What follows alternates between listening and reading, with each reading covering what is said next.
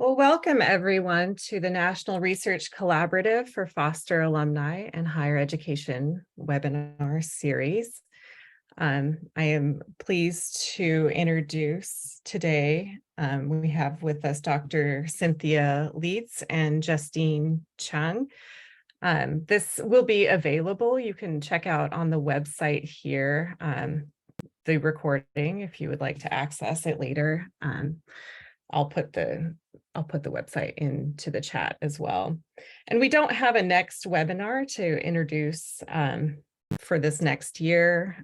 So make sure you get on the mailing list so that you get information about the upcoming webinar. And if you or somebody that you know is interested in presenting at a future webinar, feel free to contact Dr. Amy Salazar listed here as well.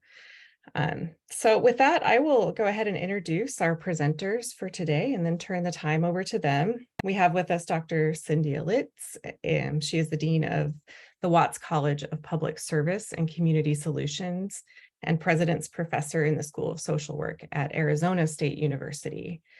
And we also have Justine Chung. She's an MSW and Director for Bridging Success, Arizona State University's campus-based support program for students who have experienced foster care.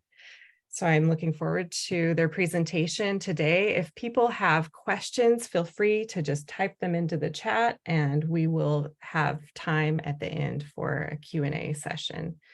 So with that, I'll go ahead and turn the time over to the both of you.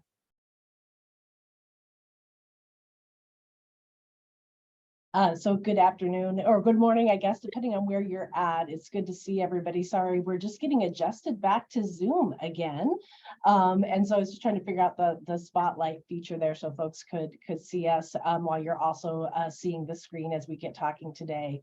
So it's really an honor to spend some time with this group today. I know this is a group of people who are committed to a shared value of ours, which is to ensure that young people that have a background in foster care have equal access to post-secondary education and have every opportunity to succeed in that. And so to be able to spend some time today talking about some of our work at ASU is really an honor. Today, we're going to talk about ASuPIRE, which is our strengths-based trauma-informed counseling program for college students that have a background in foster care here at Arizona State University. And so if you want to move to the next slide, Justine. So as Jenna mentioned, my name is Cynthia Lietz. I'm honored to serve as Dean of the ASU's Watts College of Public Service and Community Solutions. And then I'm also President's Professor within our School of Social Work. I've been here at ASU this fall will be 20 years, but prior to coming to higher education and specifically Arizona State University, I worked for a little bit over 10 years in clinical practice, both in Illinois and here in Arizona with young people and their families who were involved in the child welfare systems in those two states. And so I really brought with me coming into a faculty role, a passion for ensuring that young people who are in foster care, have a background in foster care, have every opportunity to succeed. And so being a part of starting up our Bridging Success program, and now we'll spend our time talking a lot today about ASuPIRE, it really is sort of bridging those two experiences, my time in practice with my time in higher education. And I am absolutely thrilled that I get to work very closely with Justine Chung, who is one of my very most favorite people. Justine, you want to introduce yourself? Absolutely. I'm looking at the names on the call. I know many of you, but for those that don't know me, my name is Justine Chung, and I am the program director, as Cindy said, for Arizona State University's Bridging Success program. I'm also faculty in the School of Social Work, associate faculty. A cred that's not on my slide is I've also been a foster parent, which is always something I like to point out in these conversations. I've been in this role since we implemented the program in 2015, and while I've had a variety of titles, it has been one of the most, other than being a parent, one of the most rewarding things I've done, and I'm very, very passionate about it. And happy to share this time on a really important part of the program that has grown from our initial work today. And Justine, can you talk real quickly too about your time at Wren and your experience in mental health services?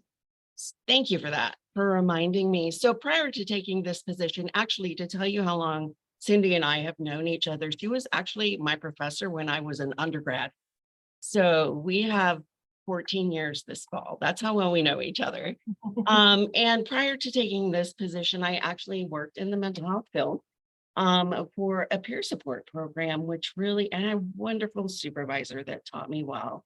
And I brought that to this position, and it actually was a significant skill that I didn't know I was going to need when I walked in, but to the position. But boy, very quickly, as you will hear, it became a key part of the work that we do.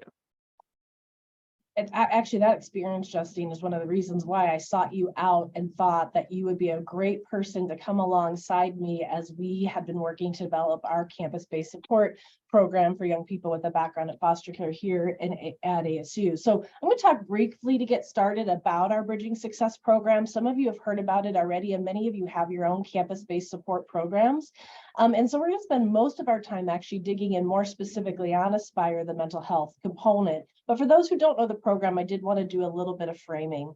So our program is called Bridging Success and seeks to enhance the recruitment and retention of young people with a background in foster care here in Arizona.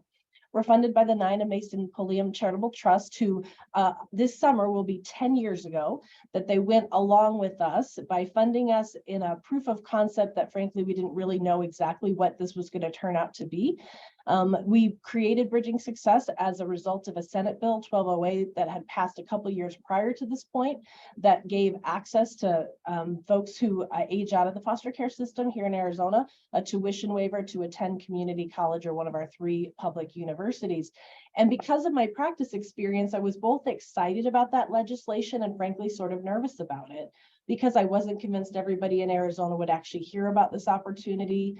I wasn't sure that students who may have moved multiple times in junior high and high school would have the same level of preparation. While they may be capable for post-secondary education, they may be less prepared. So I wanted to make sure that we had systems here at ASU to bridge that gap for them, thus the name Bridging Success. And so I wasn't sure they were exactly prepared for us, although academically capable. And I wasn't sure we were prepared for them. I recognized that our system had not been educated and oriented to what foster care even is, let alone the complexities that come with that type of background. So we're celebrating this summer's 10 years, even though, as Justine mentioned, the program's been live for 8. We had about a year and a half of startup to do fundraising, write grants, develop the actual program, thanks to Jennifer Geiger, who was a postdoc working under me before Justine joined the team, who was a big part of that. Jeannie Hanrahan, also a member at ASU, was very fundamental at the beginning of that. Also, we have a strong connection with Maricopa Community College, where there's a sister program also named Bridging Success. But the same funder, we wouldn't be where we are without them as well. So during the first 7 years, we served over 500 students here at ASU through our holistic coaching program. We did an evaluation after 7 years, and I'm going to talk about here briefly. As Justine met, we're actually in year 8. And again, this summer is 10 years of just starting this journey. So a recent external evaluation conducted by the Morrison Institute indicated that our retention rates for Bridging Success is consistent with the retention rates of our college. And then the 6-year graduation rate is 54% for that group. And that far exceeds the 31% of the national average for this particular population. That link is now going to be put into the chat. That's also on our slides. There's a 2-page quick version of that evaluation, but if you really wanted to dig in, there's a much longer version that gives a lot of detail, not just about the program, but what we see as the things that are actually demonstrating evidence of the impact of this work. And basically, Bridging Success as a whole has 12 elements. So we can move to that next slide, Justine. We're not going to go through all of it, but I just want to make myself available. We love consulting with universities that are either developing a new program or maybe have a program but want to include one of the elements that we've developed over this 10-year period of time. So just know that we're happy to talk with you about any of these things, but just notice super briefly, we have an emergency fund that tries to help meet basic needs that come up. Bridging Success Plus is a brand new part of the program where we're collaborating with our Department of Child Safety to provide access to housing over the summer for students who are in our residence halls fall and spring, but don't have a place to live in the summer. Super excited about that opportunity. A great thing Justine could talk to you about how that's funded. Mentioned already the individual enrollment and transition counseling, all the work that happens over the summer to get folks ready to be able to transition to ASU. Our Early Start program is a 1-week program where students come a week early to campus, stay in the residence halls, learn all kinds of things about ASU so they get a head start compared to their peers. Obviously, we're doing things like recruitment and outreach. Peer mentoring is a big part of the program where students who have been in the program and are upper division students then provide peer support for our students. We've got an alumni network, and look, I can't hardly help myself but mention all of them, also an external and internal advisory council. Both of those councils are fundamental for our success. So ASuPIRE is really what we're here to talk about today. The two newest, we used to say we had 10 program elements in this past year. Well, ASuPIRE we added about 2 years ago, and then Bridging Success we're adding for the first time this year. And we believe these are the 12. We believe that this is where we're going to land as what Bridging Success as a program ends up being. So let me dig in on ASuPIRE. And actually, before I talk about the program, Justine, why don't you talk a little bit about your deep engagement with the students and how this caused you early on in your time to recognize the need for additional work in this space? Happy to talk about that experience. And I know many of you on the call today have probably, if you're working with youth, have had similar experiences. So I'm also kind of going to validate what you're experiencing. So when we first started, as Cindy mentioned, we knew we were doing something. We had a basic framework, but it wasn't until, as most cases are when we implement a program, we really didn't know what it was going to look like in live action reality. And the first year, it became very evident to me that many of our young people, there was several different scenarios. Maybe they came and to ASU, exited foster care at 18, and had been receiving mental health services. But then once they became 18, they didn't continue with those, or just simply got disconnected because they were turning 18. And you know how the health insurance can be a challenge. I also had a number of students who exhibited, I'm going to use the words loosely, but some symptoms that I could recognize, but they had never been diagnosed. So they were really struggling with that early transition. Think about all of those transitions that are happening. Many of them are leaving foster care for the first time, transitioning to college. We're asking them to be successful students, navigating a whole new system that they don't know about. It can really activate some of the trauma that they may have brought with them to the university. And I saw it in real time. And by year 2, I could definitely tell that we were losing a significant number of students because they really needed to focus on their mental health versus being in school at that time.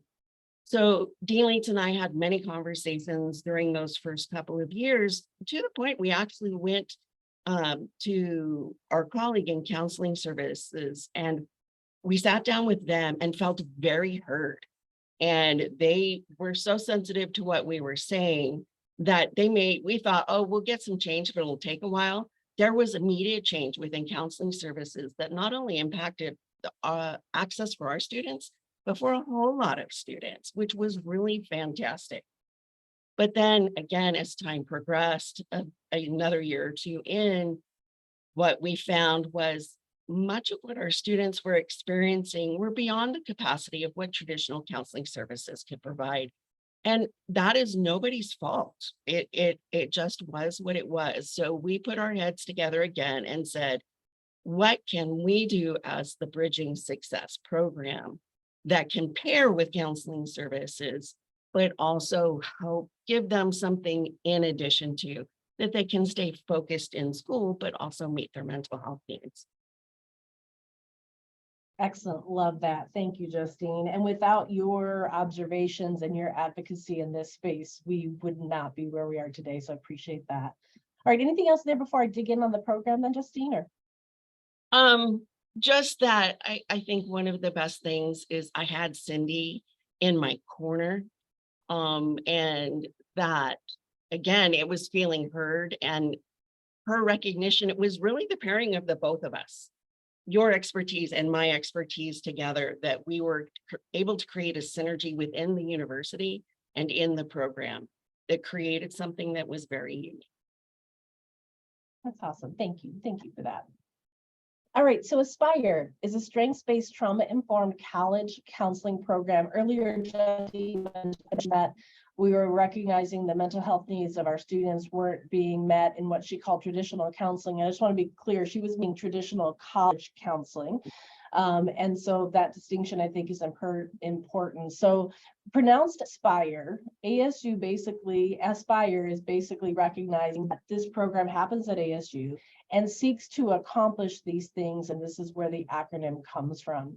We're looking to prepare for the expectations associated with attaining an undergraduate degree. So we're not talking about just post-secondary, but specifically we are talking about a college degree at this point, because we're talking about the students who are, current students at ASU. Some of Bridging Success does support students who may end up in community college. You may go back and forth between ASU and community college, might end up down in Tucson. We recruit students to post-secondary. We don't necessarily recruit them to ASU. We want them to be where is best for them. And we want to honor self-determination as much as possible. But ASuPIRE is specifically for our students. So we want to better prepare them for what it means to be a college student. Then imagine the potential of what they can accomplish while also combating some of the negative internalized beliefs that lead to things like imposter syndrome, questioning that they don't fit, the kinds of things that we observe. We're looking to help them to recover from some of the trauma that gets activated through the college experience. So while college is wonderful and we believe in it, we wouldn't be doing the work we are if we weren't. Think about some of how college does activate trauma for our students. So for example, when they move into their residence halls, if they're living on campus and they may or may not have family support with them, they're watching other students move in with brothers and sisters and parents who are hugging them goodbye, and that can be hard for them. Also, it's not great, but if we're being honest with ourselves, there is often some experimentation with things like drinking when you're in college, which means that when some of our students and experienced students on, for example, their floor in their residence hall get intoxicated, that actually does activate some of their memories back to their own experience with their families. Even moving into the residence hall, for those that have a background in living in a group home or a residential treatment facility, can bring back some of those memories as well. So college is great, but it does bring about some of the reactions that students may have who have experienced trauma as a result of their foster care background. And then the fourth thing is ultimately we desire to help them excel in their academic programs, demonstrating their capacity for resilience. So ASuPIRE is framed completely in a resilience perspective. All right, so practically speaking, ASuPIRE is a time-limited counseling, one-on-one counseling program that includes 10 to 15 counseling sessions. It also includes a 10-week text-based intervention. There's a 1-week introduction, and then 10 weeks they receive if they sign up an email each week that shows a video of 2 of our students, Brianna Carpenter and Sam Perez, who then talk about the 10 commonly cited protective factors that help to activate that process of resilience. So while they're in counseling, every week they're receiving about a 3-minute video from their peers about what one of those protective factors means to them in college. That link should be sent to you in the chat now too. I would encourage you to think about signing up. If you sign up with your email, you'll also get the 1-week tip coming, and you'll get to watch these brief videos. They're very accessible on a smartphone as well as on a laptop. And if you think it's useful, this is something that can be a resource for your students. Your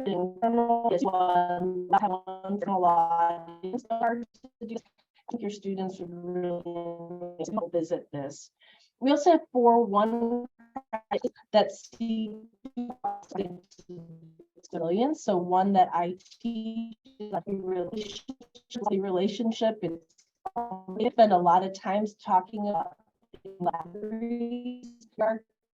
communication, all the kinds of things have an experience that is successful and works for them. And so that was a great experience when Justine and I co-taught that class back in spring of 21, when we were really noticing our students were particularly isolated as a result of the pandemic. Many students experienced isolation, but our students who may not have a close peer network and may or may not have family relationships, some have family, but not always are those relationships positive. We needed to find a way to bring them together and have these conversations. So it was just a great experience. Justine's going to teach this summer the self-authorship class that really talks about how do we restory our narrative about ourselves and what's possible for ourselves. We have 2 other classes that are developed, one on a growth mindset, and then one about mindfulness practices to help with their coping. So they get an opportunity at these counseling sessions. They can get this text-based intervention. They can sign up in the summer for a 1-credit class, which if they're part of the Bridging Success Plus program is important, because to stay on campus for the summer, you need to be enrolled as a student. This allows them to do this in a very economic way. And then again, I mentioned that ASuPIRE is framed in a resilience perspective, and it draws from 5 specific theories. And before we go to the next slide, Justine, I wanted to note Maria. So the picture on this slide is actually one of our students. You can even see Justine there in the background. I think that's you right by the blackboard, right? So part of I mentioned the Early Start 1-week program where students come early as part of a Bridging Success program. And I typically start out that week by giving about a 90-minute presentation to the students, labeling and talking about what resilience is, and then talking about these 10 protective factors we're about to hit here on this presentation, encouraging them to actually memorize those 10 factors so that they can see those strengths alive in themselves, and they can think about cultivating the ones that they may not have, as those are the ways that we ignite that process of resilience. So anyway, Maria was a student who had heard my presentation and then was very actively involved in Bridging Success. And so therefore, Justine then hired her as one of our peer mentors. So she was attending, it was either the next year or the year after that. So she's attending Early Start again now as a peer mentor. And when I finished the presentation, Justine said, Maria, you should really show Dr. Lietz your tattoo. And so she reaches over and shows that picture that after that presentation about resilience and Early Start, that she tattooed the word resilience to her arm. So she claimed it in such a way that it's literally physically part of her body. And I can tell you, first of all, it's all about Maria. She has since graduated, by the way, and it just ended up doing incredible. And we know she's going to do amazing things in the future. But even for me doing this work, it was just an incredibly powerful moment to see the ways in which the work that we're doing is truly reaching the heart of our students, that somebody would, because of one presentation, claim to be resilient in the way that she did. So I do include, by the way, I asked her permission, can I take your picture and can I share this story? And she said that that was okay, because I think it's not just an encouragement to me, to Justine, but to all of you doing this amazing work. All right, so let's talk a little bit about the theoretical background of the program. So we chose to ground both the assessment and the interventions in these 5 theories. I'll then talk about the models and interventions we use from these theories and how they are seeking to activate or cultivate the 10 protective factors mentioned here. So the first is attachment theory. We recognize not all, but some of our students, some of the trauma they experienced was in early childhood, in some cases even infancy. We sometimes recognize the insecure attachment, that desire to be close and then pull away and then want to be close and pull away, some of the dynamics that Bowlby and others talk about with attachment theory.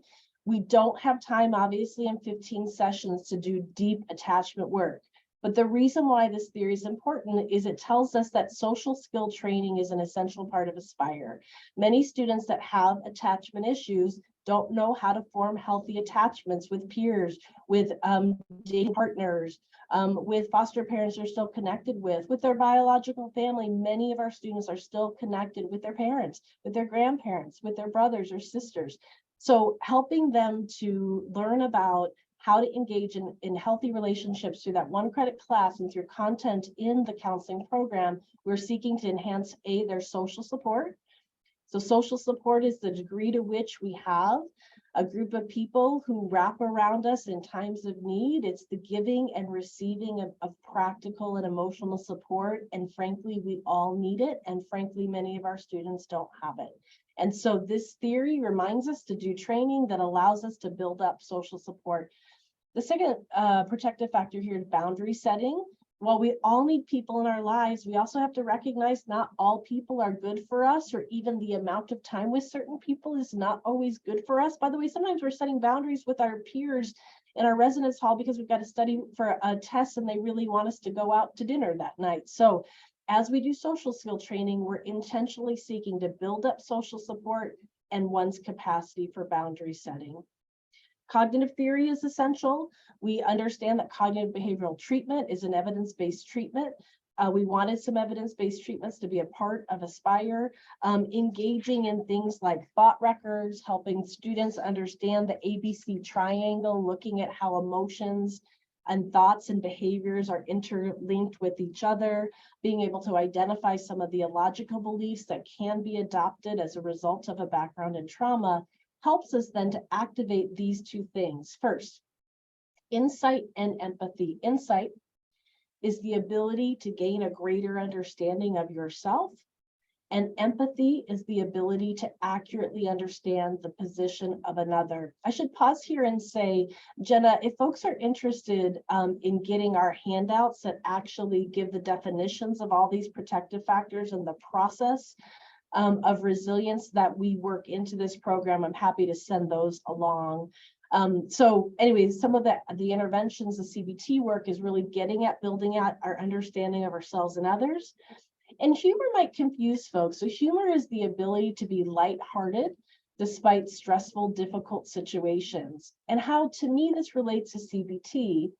When I noticed humor coming in the process of resilience, it was often indicative that somebody was coming to a level of acceptance related to a loss or trauma they had experienced. Some of the talking and the reframing that happens as part of CBT sometimes moves people forward in their process of resilience and acceptance. And so humor is a way of illustrating that they're getting there. Humor is also just good for our bodies. When we smile, when we LOL laugh out loud, it actually sets off, as you all know, chemicals in a body that are healing and make us feel better. So I do always caution folks, humor is very culturally framed. So humor doesn't mean we are minimizing or making fun of our students and what they're going through, but it does mean when our students sometimes make light of the fact that they forgot a quiz or whatever it might be, that we allow them to experience that humor and share it through a communication pathway because it's good for them. It's a way of coping. All right, so we've got attachment theory and cognitive theory that gets us 4 of those protective factors through social skill training and CBT. We also thought trans-theoretical stages of change theory was very important. You all know motivational interviewing comes from that theory, another evidence-based treatment that we wanted infused into ASuPIRE. If you think about assessing our students and where they're at in terms of being at the pre-contemplative, contemplative, the preparation or the action phase of the stage process, our motivational interviewing questions and conversation with our students can help move them through various stages. And these factors is that they move through those 5 phases, these particular protective factors. So the first one's initiative. So just like the first 4, the 5th one, initiative, suggests that students who are able to take action, not just have good ideas, but actually do something with those ideas, end up illustrating the process of resilience at a higher level. Motivational interviewing is preparing us to take action, and so it very much lines up with initiative. Motivational interviewing also looks a lot at our value system and what do we care about and how do we line up our behavior to match our values. Therefore, that gets at the sense of commitment.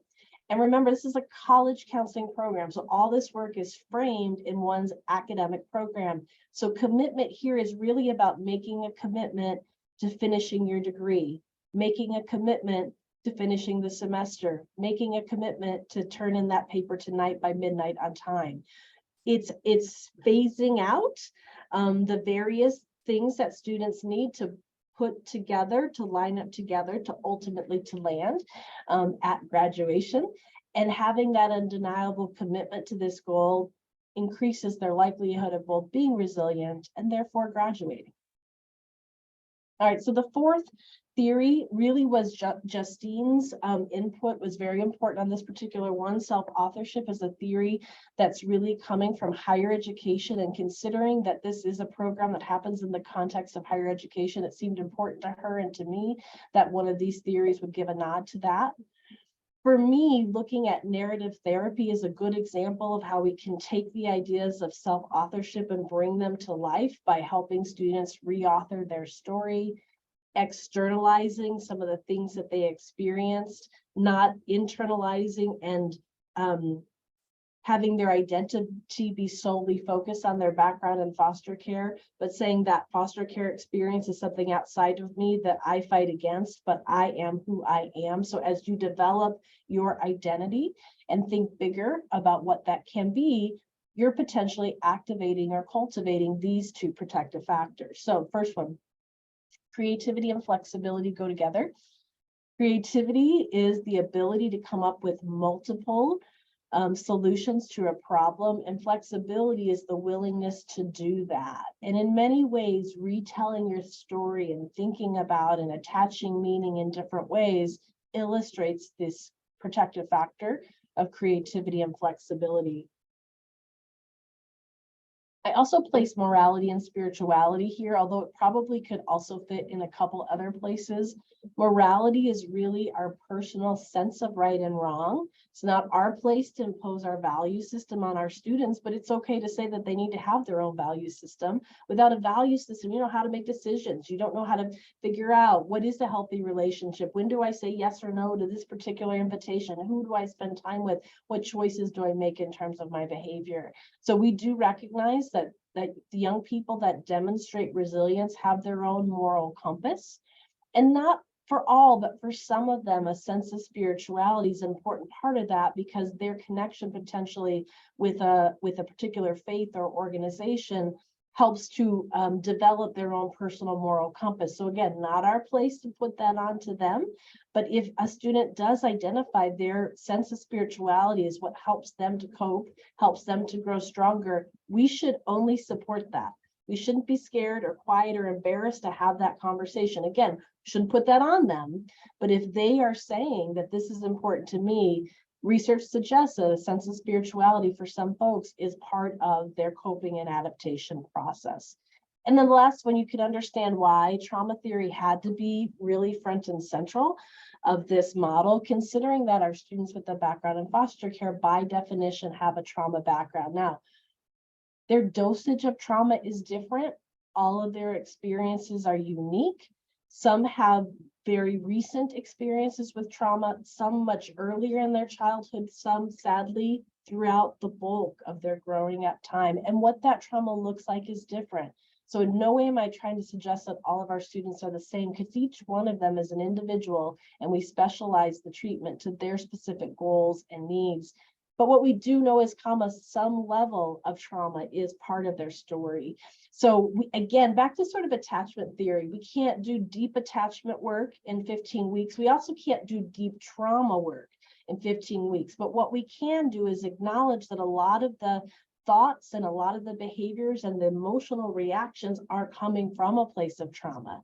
It frames our assessment of what's causing some of what we're seeing in our students, and it frames how we then support them through the process. So in this case, we've got some mindfulness interventions infused into ASuPIRE to help them learn about mindful breathing, to become more sort of aware of their taste, their smell, their own body, their own emotional and even cognitive reactions to the things that are happening to them, particularly during the transition to college, but also during other key moments in their time here at ASU.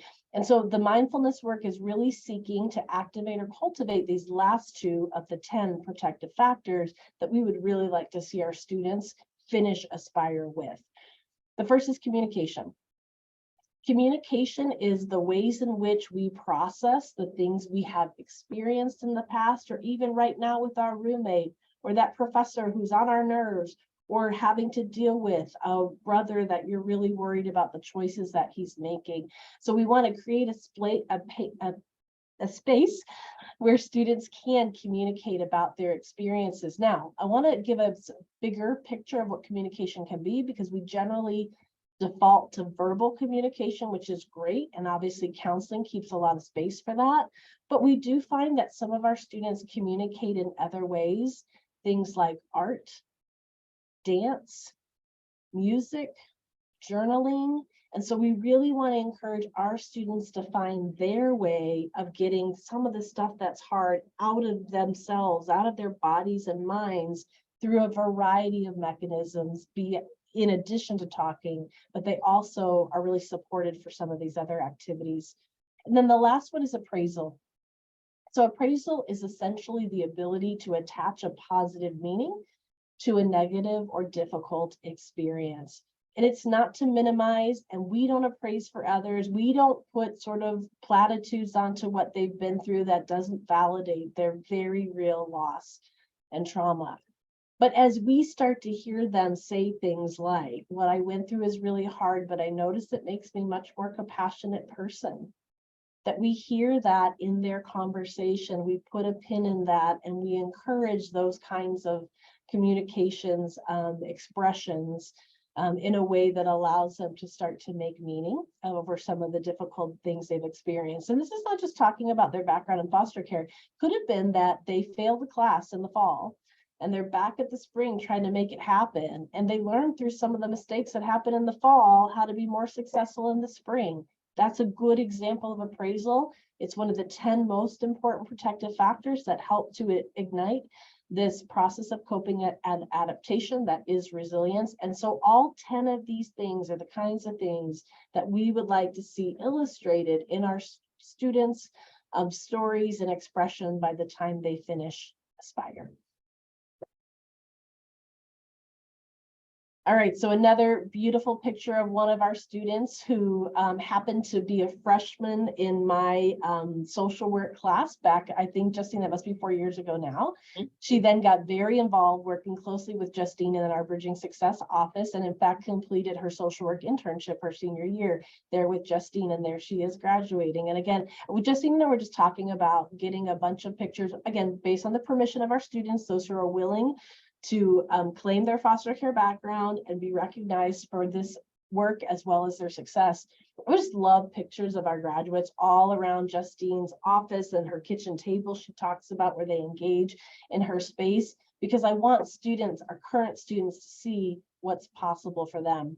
So before we open up for Q&A, we're going to talk a little bit about some opportunities and some adaptations, and then we will give you some time to engage with both of us. So the good news is that preliminary feedback from our students about ASuPIRE is quite positive. We are observing some evidence of their recovery in the same way that Justine was observing some of the concerns about their mental health status. She's also been able to see the positive reactions that have come from participating in ASuPIRE.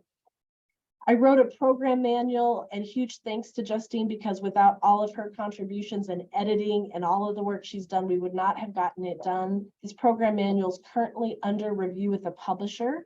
We're hoping that it will be published. We've got a donor who's willing to give us $10,000 to buy a whole bunch of copies of them and send them out to free to any of you who want them.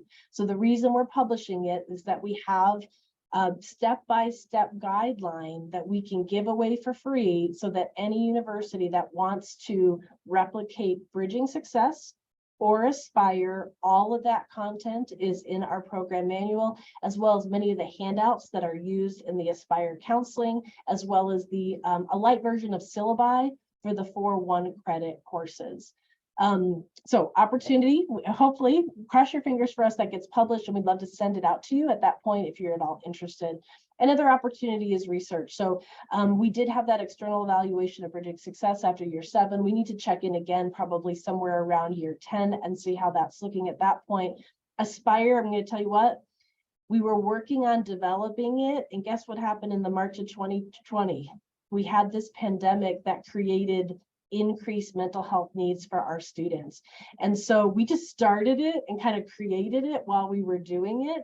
And we certainly have not had the chance to engage in any type of research, let alone an RCT, which at some point will be necessary. So we are looking for partners. So if you have any interest in helping us to evaluate this work, we'd love that.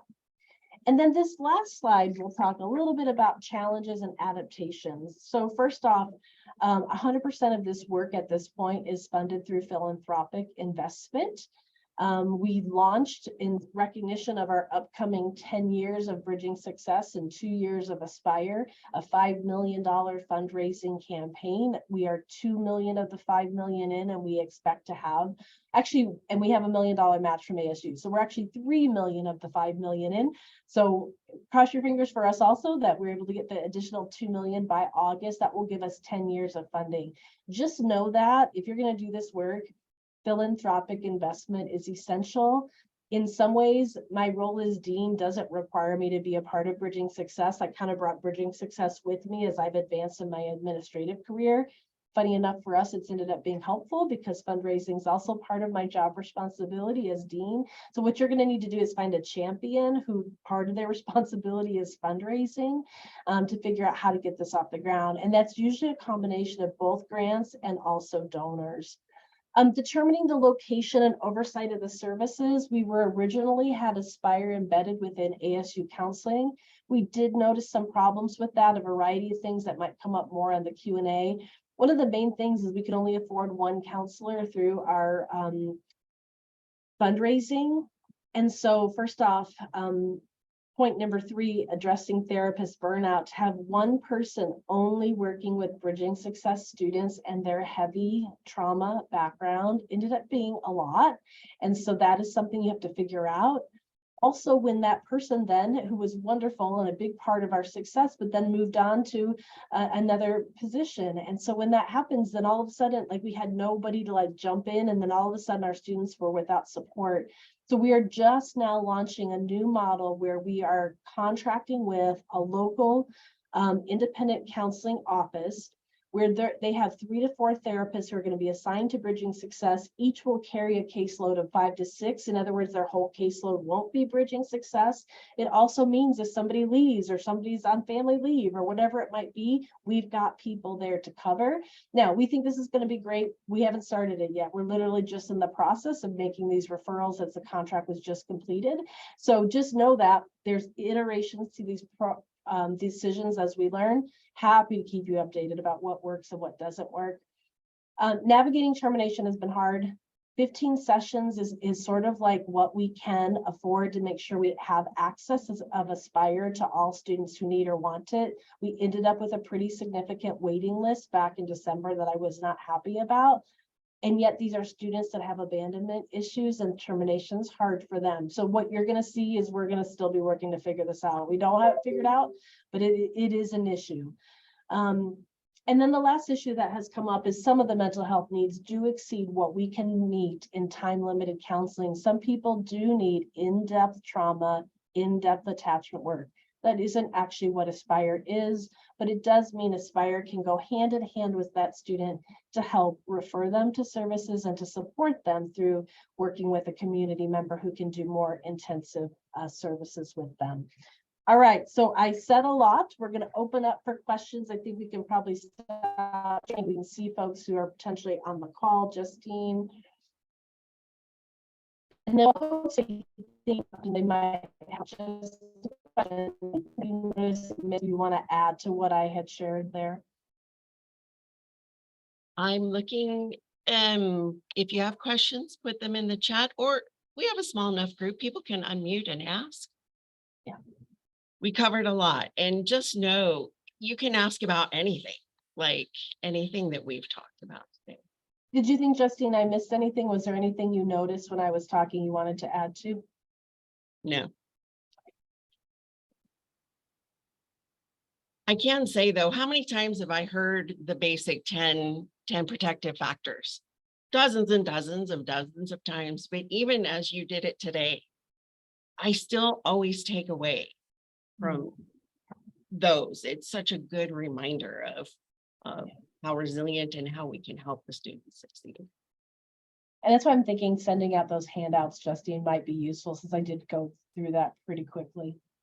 Okay, Aaron Boyce just asked, what is your process for training peer mentors? Oh my goodness. Very good question.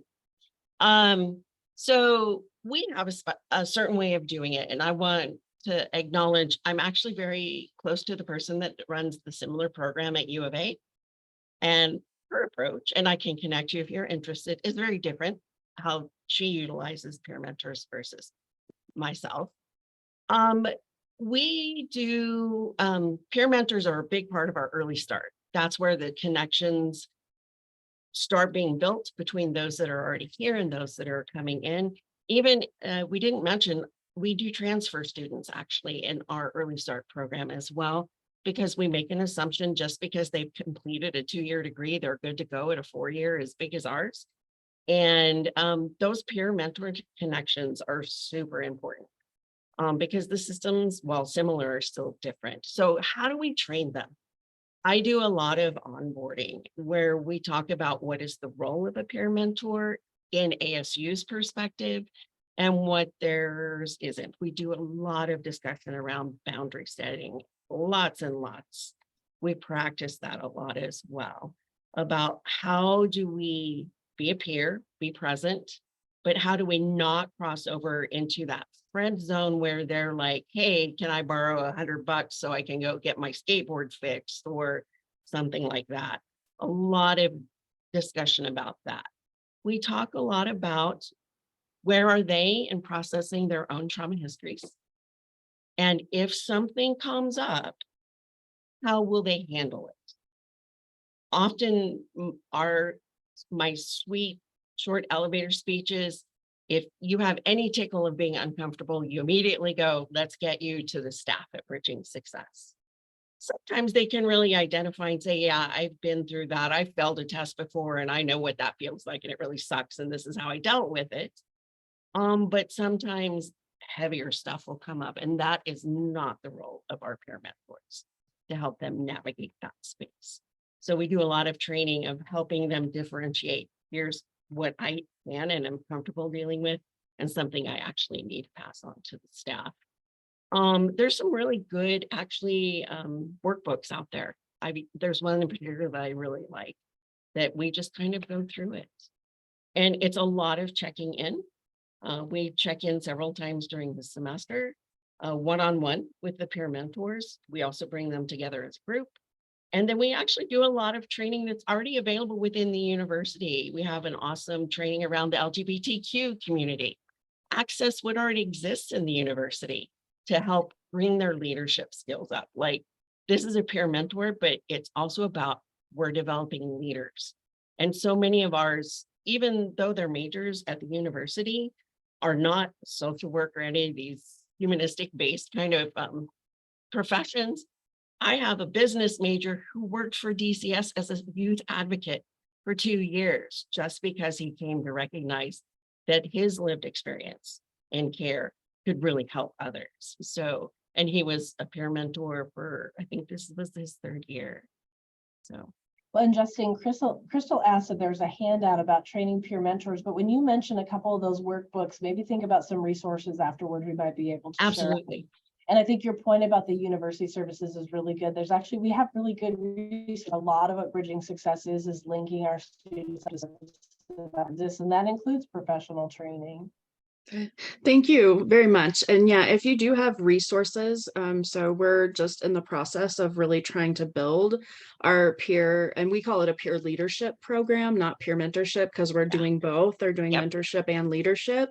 And so we have a model, a curriculum that we've been using, but just some of the pieces don't quite fit. And so looking for other resources and pieces that we can kind of supplement with. But yeah, what we're doing sounds really similar to what you all are doing. So don't be surprised if you get an email from me sometime soon in the future to talk about how we can collaborate more. So thank you very much. No, I love that. Okay, we have another question. Let's see. Do you have any requirements for a student in the program having a part-time job? Cindy, you want to take that or you want me to take it? You take that one because Nate also asked about a group counseling. It's a little bit more in depth that I can share Okay. about that. So talk about the part that work. So financial insecurity is one of the biggest challenges, in addition to housing insecurity, that our students will face. With my first year students, I actually encourage them, if at all possible, not to work, especially that first semester. Let's get through the transition and then talk about jobs. And when we do talk about jobs, we always try to find those that are on campus because they're the most flexible. We don't require them to have a job, but there is a caveat to this. If they receive the Arizona foster youth tuition waiver, they have to have 30 volunteer hours. So that is kind of a challenge. How do we get those hours met? Not a job, but is something that we have to balance in this process as a student. I would say the majority of my students work a minimum of part-time, but no requirement for the program. If I can make it a requirement that they didn't work, the mom and me would be like, yes, but I don't have that control. They get to make their decisions and I support them in those decisions. I agree 100%. And it particularly the ones we have had students who are working full time. And I have noticed that many of those students are the ones who end up not finishing. It is an awful lot to be working full time, being in school, navigating all the complexities of what it means to be in college. So I agree. We support self-determination 100%, and yet sometimes would prefer to make different decisions. All right, so Nate, your question about the group component is super good. So we originally talked about having psychosocial groups as a part of the 15-week ASuPIRE counseling program. We then decided that we would make that concept, move them into these 1-credit courses. So if you notice the 4 1-credit courses, they have a very therapeutic sound to them, don't they? And we thought in a mythologizing way that students can earn credit while also learning something. So it's not, there's nothing wrong with learning math. So why is it weird that we need to learn about healthy relationships, right? So we thought about moving them out of counseling into a class fit within the higher education context. And I do actually think that's working. It's also helped to meet this 1-credit class now that we have Bridging Success Plus. Now, funny enough, at the same time that I say that, Nate, and y'all are hearing how iterative this is. And you notice how Bridging Success, we kind of got it down now, but ASuPIRE, we're 2 years in, like we're still working on it. So our previous therapist did say then, in addition to the 1-credit class, she thinks we actually need groups too. So like we might actually need all 3 components, the psychosocial groups, the 1-credit courses, along with the text-based intervention, along with the actual counseling. So while we're now moving, Nate, to a new model of contracting with this partner, we want to get the 15 sessions down. We're training their therapists on how to engage in ASuPIRE with a decent level of fidelity before we can even get to potentially looking at the research. I'm not quite ready to go at the groups until we make sure they have the model with fidelity. But back to your point, I think that this is going to be a new iteration within the next couple of years of ASuPIRE. It's a great question. Cindy, can I add something to that? Just, I think it addresses this a little bit. When we did that first relationship class, we were actually really creative. You came in 1 week and delivered content. And then the next week, you weren't there, I was there, and we processed as a group. And that was so powerful. The delivery of content, they had a week to incorporate, practice, put on the training wheels, and then come back as a group. And basically I can ask the question, how did the week go? And we would fill, gosh, was it 90 minutes that we met every time? Yep. So that was kind of getting at the group dynamic. And here's something else. We actually did try some support groups this spring. The students are so busy. Yeah. That the support groups are really hard. We advertised like crazy and nobody came. So that's also another challenge. Yeah. And we also have 4 campuses and we have got some students studying online too. So there may be some complexity at ASU that some of you may not have at your institution. So there may be some of those things that would work better for you. What I will say, what has worked incredibly well outside of ASuPIRE, but back in the broader Bridging Success world, Justine has planned community events. So always there's a Friends Giving in November. Recently, she had a holiday party when I walked downstairs as I was leaving the office in December this past year. And they've got the whole lobby taken over with about 20 students in a circle handing gifts back and forth as they're doing like a white elephant kind of thing. It was incredible. And so we're having really good engagement, and I can see, Justine, those things are meaning a lot to our students. So those are not psychosocial. Those are community building, creating safe spaces for our students to be. And Justine does an incredible job at that. Also, there was a question from Crystal. I don't want to leave that out. Is there an overlap with students who are part of foster care and those that experience homelessness? I deal with that all the time. Yes. All the time. I actually have a dilemma I just sent to Cindy yesterday in a unique situation, and there is overlap. And it's something I deal with actually every time at this time of year as my first years are transitioning. Are they staying on campus? Are they going to go live elsewhere in an apartment? And I have many that, I'm going to be honest, aren't making that satisfactory academic progress. And we have to figure out where are they going to be when they leave the university. And that's one of the hardest parts of my job, is supporting them through that space transitioning back out. Breaks my heart. And I won't lie, I've been on apartments.com with students before and just trying to figure out where do we find a place for them to land. Yeah, sorry, Crystal, I missed that question, and that's such an important one. So I'm glad you saw that, Justine. So we are right at the end of time, Justine, and I think we talked about you potentially giving the closing remarks. Before I hand over to you, I just want to say thank you to everybody on this call, and I know it's being recorded, so some people will watch this who are not on now, who are doing this important work. Thank you for caring about this population and doing what you're doing. Just know that we are big supporters and champions of you and happy to help. Justine, final thoughts. Thank you, Cindy. So many final thoughts and just so many friends I see on the call. And I want to echo what Cindy said. Thank you all for doing the hard work. It is one of the hardest things we do, but it's one of the most rewarding things we will do in our life. And seeing the graduation pictures and all, and some of you on the phone actually spent time at a recent conference with some of my students. And they're my students, sorry. I'm always like my students, but anyway. I hope the underlying message, other than the big message of ASuPIRE, is we're ASU, we've been doing this a while. We don't claim to have it perfect, but we're, like Dean Lietz said, we're 10 years in. I am happy to talk to anybody about where they are in the process, or anywhere from, I'm just thinking I want to do something as an individual at the university, to our university has funding, how do we create a program?